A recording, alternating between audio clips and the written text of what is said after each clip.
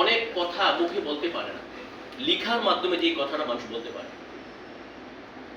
ঠিক একটা পত্রিকাও কিন্তু মানুষের অন্তরের চাওয়া, সমাজের দর্পণ হিসাবে এটা মানুষের কলমের মাধ্যমে প্রকাশ পায়। আজকে একটা পত্রিকা প্রকাশ হলে এটা কিন্তু আপনার সকল যে আজকে যারা আপনাদের সহকর্মীবৃন্দ আছেন সকলের মন মগজের এবং সমাজের টোটাল দর্পণটাই কিন্তু পত্রিকার মাধ্যমে প্রকাশ পায়। আমি সর্বপ্রথম একটা কথা বলে রাখি, হয়তো শেষে বলতে ভুলে যাব। এই পত্রিকাটা মূলত আসলে কোনো ব্যক্তির পত্রিকা নয়, এটা সমাজের সকলের পত্রিকা, এটা কোনো দলীয় পত্রিকাও নয়। আপনি দেখবেন আমি কিন্তু ছাত্রকণ্ঠে অনেক লেখালেখি করতাম এবং ছাত্রকণ্ঠে অনেক নিউজ আমার প্রসঙ্গে যেত, কিন্তু আমার এই পত্রিকায় আপনি খোঁজ করে দেখেন এই পত্রিকা আসার পরে আমার ব্যক্তিগত নিউজ কোনটাই তেমন নেই। কারণ মানুষ যে ধারণা করতে না পারে, মানুষ যে এই ধারণা করতে না পারে যে এই পত্রিকাটা দলীয় পত্রিকা, অমুকে তো ইসলামী আন্দোলন করে, অমুকে দলীয় পত্রিকা, এটা আমরা দলীয় দৃষ্টিভঙ্গির ঊর্ধ্বে রেখে এই পত্রিকাকে আমরা সমাজের সকল স্তরে পৌঁছে দিতে চাই, এটাই আমাদের মূল লক্ষ্য।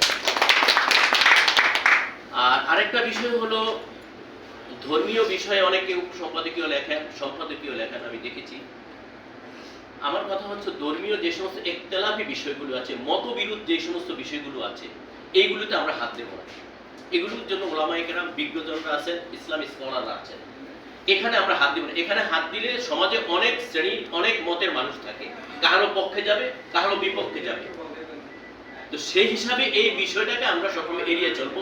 সমাজের অনেক অসঙ্গতি চলছে, এই অসঙ্গতির ক্ষেত্রে এখানে আমাদের সম্পাদক মণ্ডলীর ব্যক্তিরা, বিশেষ করে আমাদের যারা পত্রিকার মন মগজ এবং পত্রিকা যারা মূলত নিয়মিত যাদের চিন্তা চেতনায় বের হয়, তারা অনেক সুন্দর কথা বলেছেন। সবসময় মনে রাখবেন যে অথেন্টিক সোর্স, যে একটা পত্রিকার নিউজের জন্য অনেক পত্রিকার মালিককে, অনেক পত্রিকার সম্পাদক প্রকাশককে আপনার মনে করেন অনেক জায়গায় আইনের আদালতের শরণাপন্ন হতে হয়।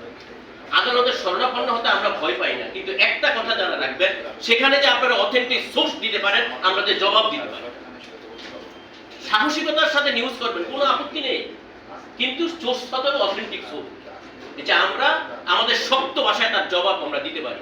আমরা এই পত্রিকা এখানে আনছি শুধু ন্যায়ের কথা বলার জন্য, অন্যায়ের প্রতিরোধ করার জন্য, সত্য ন্যায়ের বার্তাটা মানুষের কাছে তুলে ধরার জন্য।